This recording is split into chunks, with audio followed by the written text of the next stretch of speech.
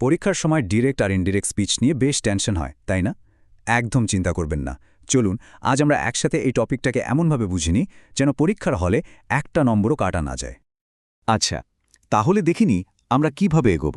প্রথমে বেসিকটা একদম পরিষ্কার করে নেব, তারপর দেখব আসল পরিবর্তনগুলো কোথায় হয়, আর সবশেষে পরীক্ষার জন্য সবচেয়ে জরুরি নিয়ম আর কিছু ট্রিকি ব্যতিক্রম সবকিছুই থাকবে। তো আর দেরি কেন, চলুন শুরু করা যাক।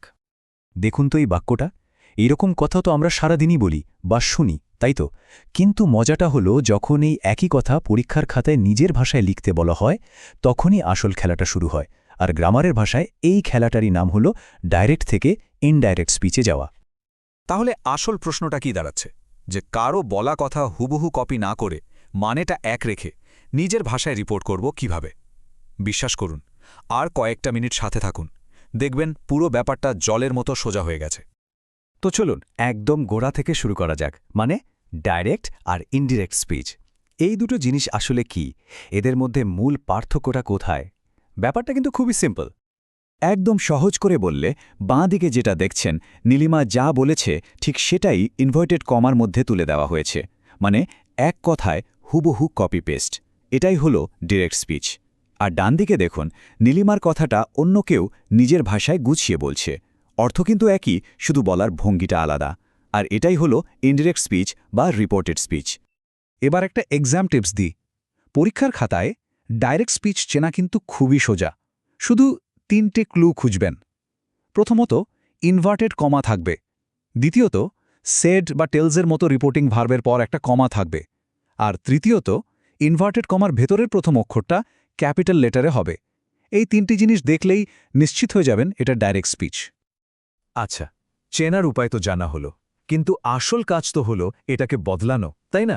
ডিরেক্ট থেকে ইনডিরেক্টে যাওয়ার জন্য মাত্র 3টা কোর স্টেপস মনে রাখলেই হবে। চলুন দেখে নিই সে ম্যাজিক্যাল ফর্মুলাটা কি। এই 3টা ধাপই হলো আমাদের মূল ভিত্তি। প্রথম কাজ, একটা লিঙ্কার বা সংযোগকারী শব্দ যোগ করা, সাধারণত দ্যাট ব্যবহার করা হয়। দ্বিতীয় কাজ, প্রোনাউন পরিবর্তন করা, মানে আমি, তুমি, সে এগুলো কে কাকে কথা বলছে সেই অনুযায়ী বদলে যাবে। আর 3 নম্বর, যেটা সবচেয়ে গুরুত্বপূর্ণ, সেটা হলো ভার্বের টেন্স পরিবর্তন করা। এই 3 নম্বর পয়েন্টটা নিয়ে আমরা একটু পরেই বিস্তারিত আলোচনা করব। এখানে দেখুন প্রোনাউন কিভাবে বদলাচ্ছে। প্রথম উদাহরণে সলিল তার বন্ধুকে বলছে, তুমি অসুস্থ, তাই যখন আমরা এটা রিপোর্ট করছি, তুমি বা ইউ হয়ে যাচ্ছে সে বা হি। কিন্তু দ্বিতীয় উদাহরণে দেখুন, সলিল আমাকে বলছে, তুমি অসুস্থ। এখানে যখন রিপোর্ট করা হচ্ছে, তখন তুমি বা ইউ হয়ে যাচ্ছে আমি বা আই। তার মানে কথাটা কাকে বলা হচ্ছে তার উপরই কিন্তু প্রোনাউনের পরিবর্তনটা নির্ভর করে। আচ্ছা, প্রোনাউনের ব্যাপারটা তো বোঝা গেল। এবার চলুন সেই অংশে যাই যেটা পরীক্ষার জন্য সবচেয়ে বেশি গুরুত্বপূর্ণ। সেটা হলো টেন্সের পরিবর্তন। আমি বলছি, প্রায় ৮০% প্রশ্নই কিন্তু এই টেন্স পরিবর্তনের নিয়মকে কেন্দ্র করে আসে। তাই এই জায়গাটা একটু মন দিয়ে বুঝতে হবে। আর এর জন্য আছে একটা গোল্ডেন রুল। নিয়মটা খুব সোজা। যদি রিপোর্টিং ভার্ব মানে সেডের মতো শব্দগুলো পাস্ট টেন্সে থাকে, তাহলে ভেতরের রিপোর্টেড স্পিচের ভার্বও তার করেসপন্ডিং পাস্ট টেন্সে চলে যাবে। মানে সোজা কথায়, বাইরে পাস্ট তো ভেতরেও পাস্ট। যেমন ধরুন, অ্যাম ইজ আর থাকলে সেটা ওয়াজ ওয়্যার হয়ে যাবে। এই টেবিলটাকে বলতে পারেন পরীক্ষার জন্য একটা পারফেক্ট চিট শিট। দেখে হয়তো একটু ভয় লাগতে পারে, কিন্তু প্যাটার্নটা খেয়াল করলেই দেখবেন খুবই সহজ। দেখুন, প্রত্যেকটা প্রেজেন্ট টেন্স তার নিজের পাস্ট ফর্মে চলে যাচ্ছে, আর যেগুলো অলরেডি পাস্ট টেন্সে আছে সেগুলো আর এক ধাপ অতীতে, মানে পাস্ট পারফেক্ট বা পাস্ট পারফেক্ট কন্টিনিউয়াসে চলে যাচ্ছে। আর ফিউচারের উইল বা শ্যাল হয়ে যাবে উড বা শুড। পরীক্ষার আগে শুধু এই টেবিলটা একবার চোখ বুলিয়ে নিলেই কিন্তু কাজ শেষ। শুধু টেন্স নয়, আরও দুটো জিনিস বদলাতে হয়। সেটা হলো সময় আর স্থান। ভাবুন তো, কথাটা যখন বলা হয়েছিল তখন হয়তো বলা হয়েছিল এখন বা এখানে, কিন্তু যখন আপনি পরে অন্য কাউকে কথাটা বলছেন, তখন তো সেই এখন আর এখন নেই, আর সেই এখানেও আর এখানে নেই, তাই না? তাই এই শব্দগুলো বদলে দিতে হয়। এই টেবিলটা দেখলে ব্যাপারটা পরিষ্কার হয়ে যাবে। পরিবর্তনগুলো কিন্তু খুবই লজিক্যাল। যেমন নাও হয়ে যায় দেন, টুডে বদলে হয়ে যায় দ্যাট ডে, টুমরো হয়ে যায় the next day, R here হয়ে যায় দেয়ার। কারণটা তো আমরা আগেই আলোচনা করলাম, রিপোর্টিং করার সময় সেই মুহূর্তটা অতীত হয়ে যায়। এই উদাহরণটা দেখুন, এখানে আমরা এতক্ষণ যা যা শিখলাম তার সব কিছুর প্রয়োগ আছে। দেখুন, প্রোনাউন আই বদলে হি হয়েছে, টেন্স অ্যাম বদলে ওয়াজ হয়েছে, স্থানবাচক শব্দ হিয়ার বদলে দেয়ার হয়েছে, আর সময়বাচক শব্দ দিস ইভিনিং বদলে দ্যাট ইভিনিং হয়েছে। সবগুলো পরিবর্তন একসাথেই ঘটেছে। নিয়ম তো অনেক শেখা হলো, কিন্তু পরীক্ষকরা কিন্তু সবসময় সোজা পথে হাঁটেন না। তারা কিছু ব্যতিক্রম বা এক্সেপশন দিয়ে প্রশ্নটাকে একটু ট্রিকি করে দেন। তো চলুন এবার আমরা সেই ব্যতিক্রমগুলো জেনে নিই, যাতে কোনো ফাঁদে পা দিতে না হয়। তাহলে প্রশ্ন হলো, টেন্স কখন বদলাবে না? মূলত 3টে সিচুয়েশনে। 1, যদি রিপোর্টিং ভার্বটা প্রেজেন্ট বা ফিউচার টেন্সে থাকে, যেমন হি সেজ বা he will say.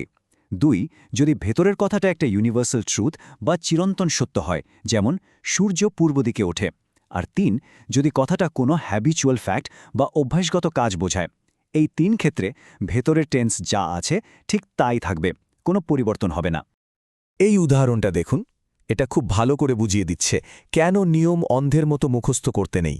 The sun rises in the east, এটা তো একটা চিরন্তন সত্য।